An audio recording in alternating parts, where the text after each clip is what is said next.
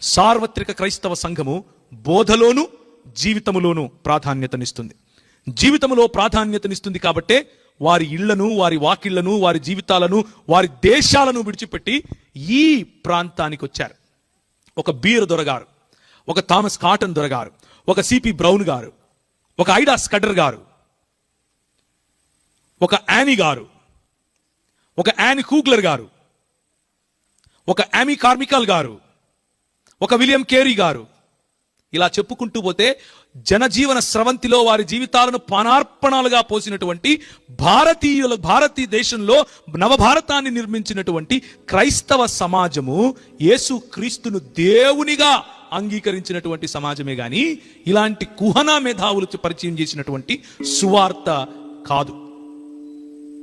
అలాంటి దేవుని రాజ్య స్థాపన కావాలి అని ఆశించారు కాబట్టే మనకు అట్టడుగున ఉన్న వారిని, బడుగు బలహీన వర్గాల్లో ఉన్న వారిని కౌగిలించుకున్నారు, వారితో పాటి జీవించారు, వారి జీవితాలను పణంగా పోశారు. నెహుష్టాన్లు నీ దగ్గరకు వచ్చి నీది దొంగిలిస్తారు, నెహుష్టాన్లు నీ దగ్గరకు వచ్చి నీది కొల్లగొడతారు. క్రైస్తవ సంఘము, నిజ క్రైస్తవ సమాజము ఉన్నది ధారపోసి మీ జీవితాలను నిర్మిస్తుంది. తేడా కనపడట్లేదా?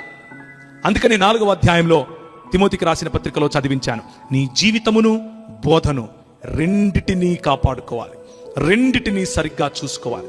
ఏ సంఘము వారి జీవితాలను పానార్పణముగా పోసి మరి మీ జీవితాలను పెంచటానికి, మీ జీవితాలను కట్టడానికి, మీ జీవితాలలో వెలుగును నింపటానికి ముందుకొస్తోంది.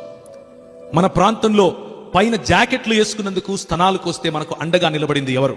నెహుష్టాన్లా నువ్వెందుకులే వేసుకునేది, అది కూడా నాకే ఇచ్చేయి అనే ఈ రోజు ఉన్నటువంటి నెహుష్టాన్లా, లేకపోతే వారి జీవితాలను పానార్పణముగా పోసినటువంటి క్రైస్తవ మిషనరీ సంఘాలు ఏవైతే సార్వత్రిక క్రైస్తవ సంఘ ప్రాతినిధ్యంలో వచ్చాయో ఆ సంఘాల?